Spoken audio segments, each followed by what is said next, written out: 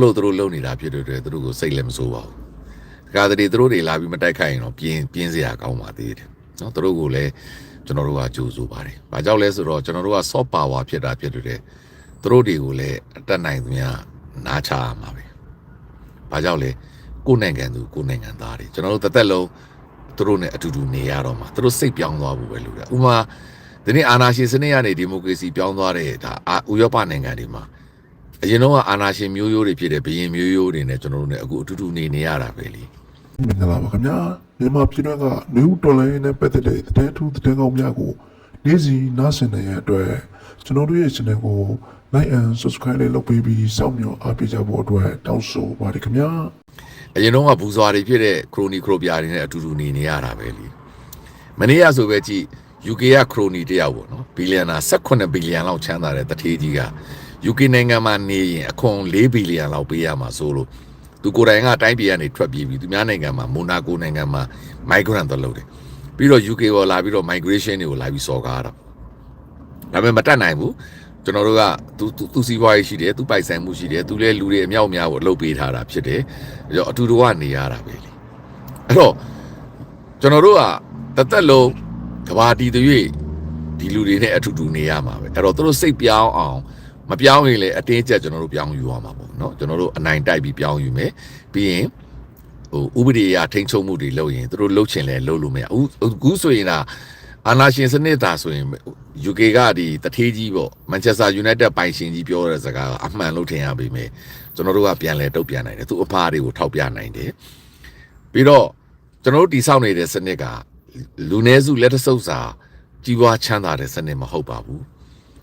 တိုင်းပြည်မှာရှိတဲ့အခြေခံလူဒန်းစားအများစုရဲ့ရပိုင်ခွင့်အခွင့်အရေးတွေနဲ့လှုပ်လာဘယ်လိုပြောမလဲလူလာလွန့်တာပေါ့နော်အနေထားပေါ့တိုးတက်တဲ့အနေထားအစင်းရဲဆုံးလူတွေကိုပိုင်အိမ်တွေနဲ့ပိုင်နိုင်တဲ့အနေထားဘဝကိုငြိမ်းချမ်းနေနိုင်တဲ့အနေထားယုံကြည်ကြည်နဲ့သိက္ခာရှိနဲ့ကိုယ့်ရဲ့ယုံကြည်ချက်အတိုင်းဘယ်သူမှမစော်ကားပဲလုံခြုံကြုံနဲ့နေနိုင်တဲ့စနစ်ကြီးကိုဒီဆောက်ချင်တာပါပြောချင်တာကဗျာအစိုးရကိုဝေဖန်လို့ဆဲလို့အစိုးရကိုပုတ်ခတ်လို့အဖမ်းမခံရတဲ့စနစ်ကိုကျွန်တော်တို့လိုချင်တာလွတ်လပ်စွာပြောဆိုခွင့်ဆိုတာဒါကိုပြောချင်တာအဲ့တော့ကိုသူပြောတာကိုမကြိုက်ဘူးဆိုရင်ကောင်းအောင်နေပေါ့နော်ဒီတနည်းပဲရှိကိုလာပြောလို့စိတ်ဆိုးပြီးဖမ်းရမယ်စီးရမယ်ထောင်ချရမယ်မှုအောက်မှာရှိနေတဲ့သူများသူတို့ရဲ့အနေအထားများကိုကျွန်တော်တို့နားလည်ပေးတယ်သူတို့လည်းရေလိုက်ငားလိုက်သူတို့ကိုကြိုးစည်းပွားတွေနဲ့သူတို့ဘဝတွေတာယာဖို့မိသားစုစားဖို့နေရအဆင်ပြေဖို့နေကြတာကိုကျွန်တော်လက်ခံတယ်အဲ့တော့ကျွန်တော်တို့တော်လိုင်းရေးမှာပါရင်သူတို့အန်ရရှိတာကြောက်လို့မပါတာလို့ကျွန်တော်လက်ခံတယ်ကျွန်တော်လက်ခံတယ်လို့သူတို့ကလည်းအပြန်လှန်ကျွန်တော်တို့ကိုမတိုက်ခိုက်ဘူးလို့တယ်သူတို့ကိုကျွန်တော်တို့အပြစ်မမြင်ဘူးကိုမတတ်တာလို့ဆရာနာရှင်အောက်မှာနေအသာလေးငြိမ်ငြိမ်လေးနေကိုလည်းမလုံနိုင်ပဲနဲ့သူများလုံနေတဲ့ NUG ကဘာဖြစ်တယ် NLD ကဘာဖြစ်တယ်ကချင်ကဘာဖြစ်တယ်ကရင်ကဘာဖြစ်တယ်ဗမာကဘာဖြစ်တယ်ရခိုင်ကဘာဖြစ်တယ်ပါဇက်တွေမချောင်ကြစေခြင်းမို့ပုပ်လင်းကျွန်တော်ထောက်ပြမယ်ຫນွေဦးတော်လန်ရေးမှာအာရခတက်မတော်အေးဟာအလွန်တန်ရေးကြီးတယ်ဘာသာရေးအမြင်တွေနဲ့ရိုဟင်ဂျာပဋိပက္ခနဲ့ကြည့်ပြီးတော့သူတို့ကိုသွားစိတ်ဆိုးနေလို့မရဘူးရိုဟင်ဂျာပဋိပက္ခနဲ့ကြည့်ပြီးတော့ရခိုင်ကိုအေးကိုအမုန်းတရားပွားရုံနဲ့ဆက်အာဏာရှင်စနစ်အောက်ကမလွတ်ဘူးအဲ့တော့ကိုမကျင်တဲ့ရင်လည်းပါဇက်ပိတ်ပြီးနေတယ်ပါကိုကတော်လန်ရေးမှာလည်းမပါဘူးရိုဟင်ဂျာအတွက်လည်းဘာမှလုပ်ပေးနိုင်တာလည်းမဟုတ်ဘူးကိုကွယ်တဲ့ဘာသာကောင်းစားဖို့လည်းတကယ်လည်းဘာမှလုပ်ပေးနိုင်တာလည်းမဟုတ်ပဲねပါဇက်ကနေအာချောင်ပြီးတော့ NLD ကိုပုတ်ခတ်တာဒေါ်အောင်ဆန်းစုကြည်ကိုပုတ်ခတ်တာ NUG ကိုပုတ်ခတ်တာမျိုးတွေမလုပ်ပြီးကြစေချင်ဘူး။ဘာကြောင့်လဲဒီစနစ်ပြောင်းသွားရင်ကိုယ်ဒီလည်းခံစားရမှာအားလုံးခံစားရမှာကျွန်တော်တို့ပြောင်းနေတဲ့လူတွေကတူဦးတယောက်တည်းကျွန်တော်တို့တွေ့ကြည့်ပဲပြောင်းနေတာမဟုတ်ဘူးတနိုင်ငံလုံးပြောင်းဖို့လုပ်နေတာအားလုံးပြောင်းဖို့လုပ်နေတာအဲ့တော့အလွန်တန်ရက်ဆက်ကြမ်းကြုတ်လိန်ညာကောက်ကျစ်တဲ့ဒီအာနာရှင်တွေနဲ့ကျွန်တော်တို့ကရှင်တိုက်နေတဲ့နေရာမှာထုတ်ပြောလို့မရတဲ့ထုတ်ပြောလို့လည်းမကောင်းတဲ့နီးနာတွေအများကြီးရှိတယ်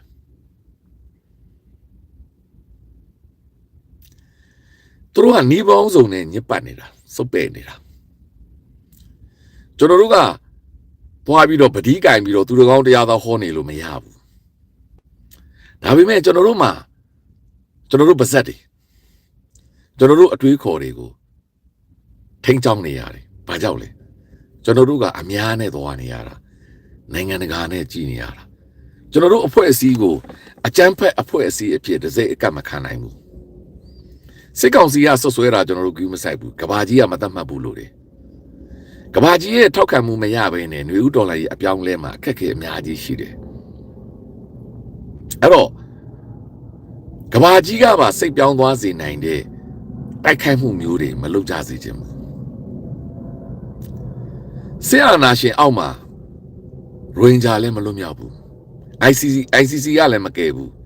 ICJ ကလည်းမကယ်ဘူးကုလသမဂ္ဂလည်းမကယ်ဘူးအမေရိကန်လွှတ်တော်လည်းမကယ်ဘူးအမေရိကန်သမ္မတလည်းမကယ်ဘူးကိုယ့်အကူလောရမှာနောက်ဆုံးကံမကောင်းရင်အခု Washington Post သတင်းစာမှာရေးသလိုပေါ့ကံမကောင်းရင်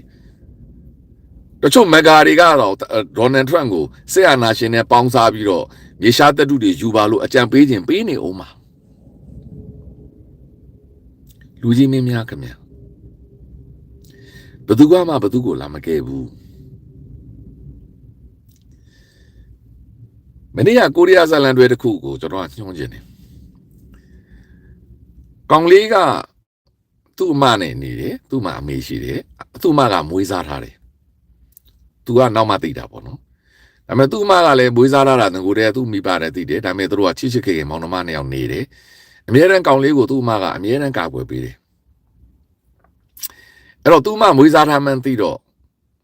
ကောင်လေးကသူ့အမကိုစိတ်ဆိုးတယ်စိတ်ဆိုးပြီးတော့မင်းဒီအိမ်ဘောစေတာငါအိမ်မင်းကြောင့်ငါအခွင့်အရေးတွေမှာမရကောင်လေးကစိတ်ရိုင်းဝင်သွားတယ်စိတ်ရိုင်းဝင်တယ်ဆိုတာ तू ကလည်းအခက်ခဲတွေမှာအောင်မြင်တဲ့ခါကြတော့အဲ့ချိန်မှာအမေဖြစ်သူကစိတ်မကောင်းဖြစ်ပြီးတော့မင်းစင်းကျင်စင်ငါသမီးတို့တော့ငါအစင်မခံနိုင်ဘူးငါမွေးစားပြတာငါသမီးဆိုတော့ကောင်လေးကစိတ်ဆိုးပြီးအိမ်ကဆင်းသွားတယ်ဆင်းရတော့တငယ်ချင်းတွေနဲ့အလုပ်တလုပ်တော့အစင်မပြေဘူးကနှိမ်ခံရတယ် तू အားကိုးတဲ့တငယ်ချင်းတွေအလုပ်လုပ်တဲ့ချိန်မှာသူ့ကိုအလုပ်သမားတယောက်လိုဆက်ဆံနဲ့နှိမ်တဲ့ခါကြတော့နောက်ဆုံးအမားဖြစ်သူကသူ့မောင်ကိုသူငငယ်တွေကအထူးထူးကြီးခဲ့တာလေမွေးစားတာပဲငငယ်တွေကမွေးစားတာတော့သူ့မောင်ကိုကာကွယ်နေတဲ့အတိုင်းအဲ့ဒီကောင်လေးရဲ့တငယ်ချင်းရှိမှတက်ကာကွယ်ပြီးတော့ကောင်လေးကိုအတင်းနေရက်ဆွဲပြီးအိမ်ပေါ်ပြန်ခေါ်တင်လာတယ်အိမ်ပေါ်ပြန်တက်လာအဲ့ချိန်မှာကောင်လေးကပြောတာငါသိသွားပြီတဲ့ငါအခက်အခဲဖြစ်လာရင်ငါ့ကိုတကယ်ကာကွယ်တဲ့လူကမိသားစုဝင်ပဲဖြစ်တယ်ဒါကြောင့်အမကိုသူအရင်တောင်းပန်တာပေါ့ဆိုလိုချင်တာက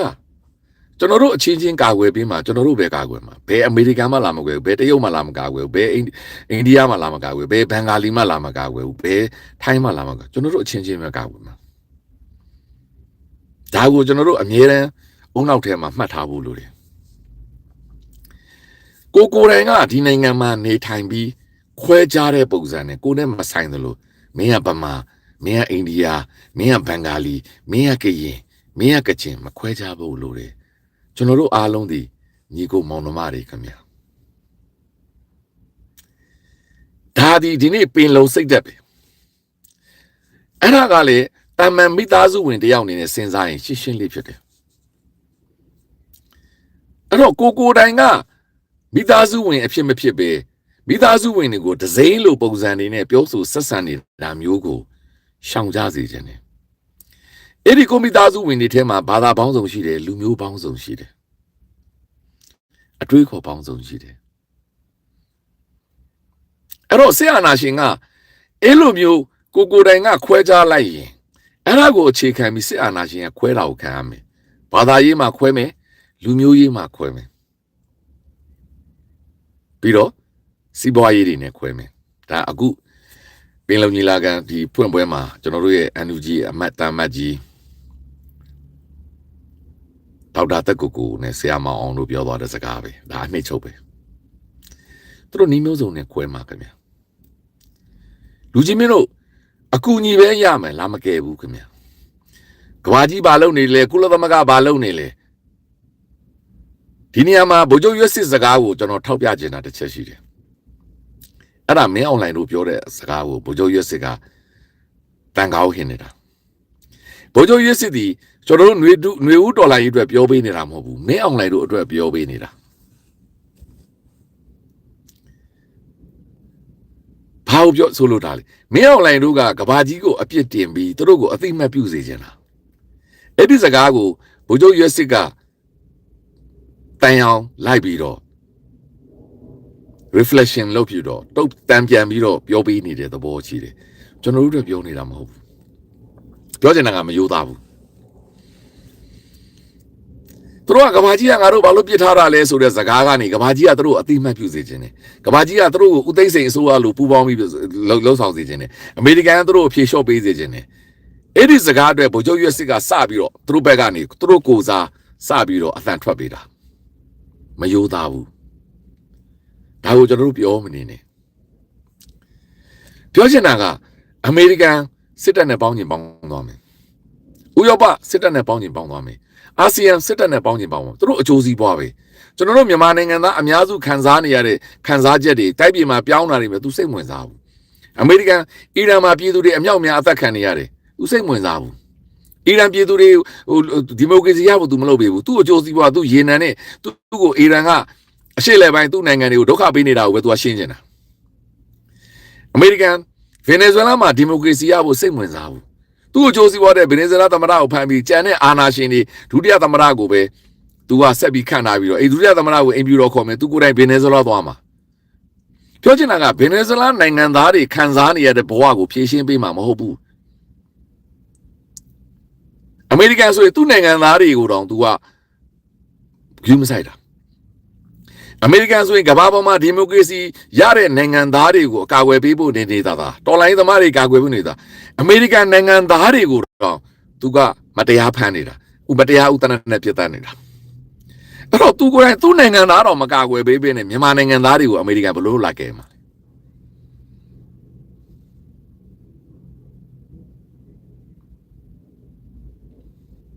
right အဲ့တော့အမေရိကန်မမျှော်နဲ့အမေရိကန်တရားပေးမယ်တန်းတရားပေးမယ်အမေရိကန်လွှတ်တော်ကဘာဥပဒေပြဋ္ဌာန်းလိုက်တယ်အဲ့ဒါတွေနဲ့ကျွန်တော်တို့လှုပ်ရှားပြီးနေမရတော့ဘူးအကူကြီးပေးရင်ကောင်းတယ်ဒါပေမဲ့မျှော်လို့မရဘူးအားကိုးလို့မရဘူးကျွန်တော်တို့နိုင်ငံသားတွေကိုကယ်ဖို့နေတာအမေရိကန်နိုင်ငံသားတွေကိုတော့အမေရိကန်အစိုးရကဘလို့ဆက်ဆက်နေလားတကဘာလုံးမှာလူတိုင်းသိတယ်ကူ right ကျွန်တော်တို့နိုင်ငံသားတွေကိုကယ်ဖို့နေတာသူ့နိုင်ငံမှာရောက်နေတဲ့တကမ္ဘာလူသားတွေဖြစ်တဲ့တခြားနိုင်ငံသားတွေတရားမဝင်နေဆိုပြီးတော့သူဘလို့ဖမ်းဆီးနေတယ်ဘလို့ရဲရဲဆက်ဆက်အချင်းတောင်ကြီးထဲမှာဖမ်းချုပ်ထားတယ်တချို့အချင်းတောင်ဟာတဲ့အခုဒါအိုင်ယာလန်တယောက်အဖမ်းခံလိုက်ရတယ်အခု UK ပြန်ရောက်နေပြီ Iris တယောက်သူပြန်ပြောတာတချို့အချင်းထောင်ဟာတဲ့တရိတ်ဆန်လှောင်အိမ်လိုပဲထည့်ထားပြီအဲ့ဒီကြီးချင်းလေးထဲမှာလူ90လောက်ပိတ်ထည့်ထားတာတဲ့ဖုံးလည်းပေးမသုံးဘူးတော့အေးချမ်းနေတဲ့အချိန်မှာစောင်းလည်းမပေးဘူးဟီတာလည်းမရှိဘူးရေလည်းပုံမှန်ချိုးလို့မရဘူးအဲ့လိုဖမ်းချုပ်တာလားအဲ့တော့သူ့နိုင်ငံမှာရောက်နေပြီအနှစ်20 30အလုတ်လုံးနေတဲ့တခြားနိုင်ငံသားတွေကိုတော့သူရဲရဲဆက်ဆက်ဖမ်းနေတာဘာမှမဆိုင်နဲ့ဟိုအဝေးကြီးကမြန်မာနိုင်ငံသားတွေကိုသူလာကဲမလားကိုမလုံနိုင်ရင်လုံနေတဲ့လူတွေကိုအပြစ်ပြောတာလက်ညှိုးထိုးတာဝေဖန်တာခနဲ့တာရှိတာတွေရပ်တန့်ကြပါအဲ့ဒါဒီကိုဂျိုးအတွက်လဲ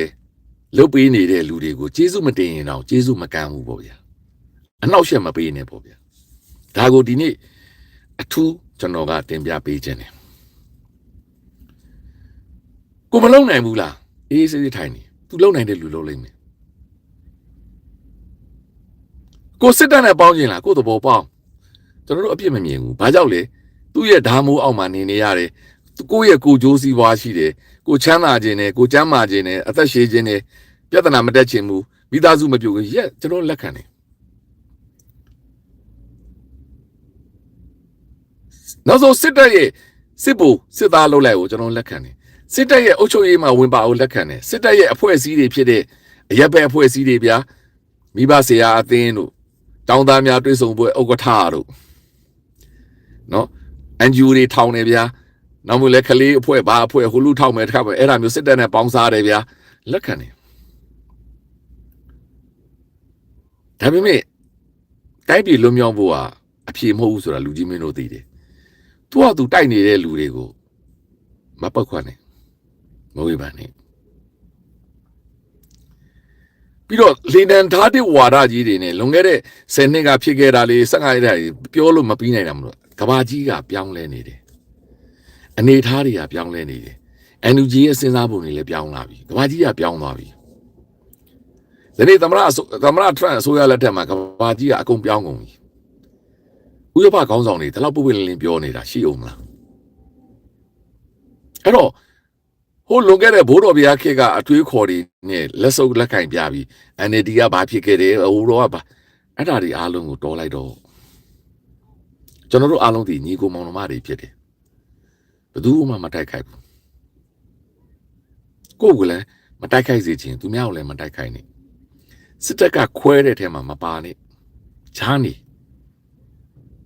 ပါတဲ့လူတွေလည်းကိုယ့်အကိုရွေုံကြည်ကြည်နဲ့ဆက်ပါကျွန်တော်တို့ဒီကိုလုံးမကိုရမှာကျွန်တော်ထောက်ပြနေတာအရှင်းလေးဥရောပကိုအာမကိုနဲ့ဥရောပဒီသူ့အတူတော်တိုင်ပတ်နေတာအမေရိကန်အာမကိုနဲ့အမေရိကန်သူ့အတူကဘာမှာအင်အားကြီးနေတာရှင်းနေရောကျွန်တော်ပြောတာအာရတွေကိုလည်းအာမကိုနဲ့သူတို့လည်းသူတို့တိုင်ပတ်နေတာအာဆီယံအာမကိုနဲ့သူတို့လည်းအမေရိကန်နဲ့ပတ်သက်ပြီးတိုင်ပတ်နေတာသူတို့အမေရိကန်အားကိုလို့မရသူတို့တရုတ်နဲ့စီးပွားရေးဖွင့်ရမှာ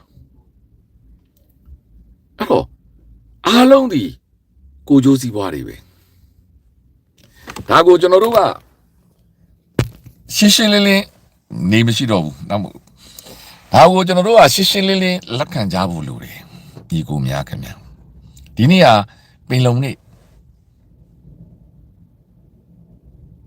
ကျွန်တော်မနေ့ကထောက်ပြသလိုလွတ်လပ်တဲ့တရားရုံးလွတ်လပ်တဲ့လွှတ်တော်လွတ်လပ်တဲ့အစိုးရဒီသုံးခု balance ဖြစ်မှာဒီနိုင်ငံတိုးတက်မှာအဲ့ဒီသုံးခုလုံးကိုမင်းအောင်လှိုင်တယောက်တည်းထိန်းချုပ်ထားတဲ့ဆိုတဲ့ကဒီနိုင်ငံမတိုးတက်ဘူးဒါကြောင့်ဒီစနစ်ကိုကျွန်တော်တို့တော်လှန်တယ်ဒါပဲရှင်းရှင်းလေးပဲအဲ့တော့တော်လှန်တဲ့လူတွေကတော်လှန်ရေးကိုဆက်သွားမယ်ကျွန်တော်တို့ပတ်စံရှာမယ်စီးလုံးမယ်ကောင်းမွန်တဲ့စကားတွေပြောမယ်အားပေးမယ်ကျွန်တော်တို့လုံးမယ်သူတို့လည်းသူတို့လုံးမှာအဲ့တော့ပြည်တွင်းမှာရှိတဲ့ညီကိုမောင်နှမများဟိုဒလားတရားကြီးဖွင့်နေဗျာပျော်လိုက်ကြတာပျော်တာပေါ့ဘာကြောင့်ပျော်တယ်လဲသိလားအဲ့ဒီဒလားကိုကူးဖို့အဲ့ဒီမြစ်ကြီးကခဏခဏလှေတွေမှောက်နေတာတာမန်တွေမှောက်နေတာလူတွေဘလောက်ဒုက္ခရောက်တယ်လေအဲ့တော့ဒီတရားကြီးရှိလာတာကောင်းတာပေါ့ဒါတိုက်ပြည်ကုံဆောင်တဲ့တရားကြီးပဲကောင်းတာပေါ့ပျော်တာပေါ့အဲ့ဒါကတတ်ဗျာဆိုလိုချင်တာက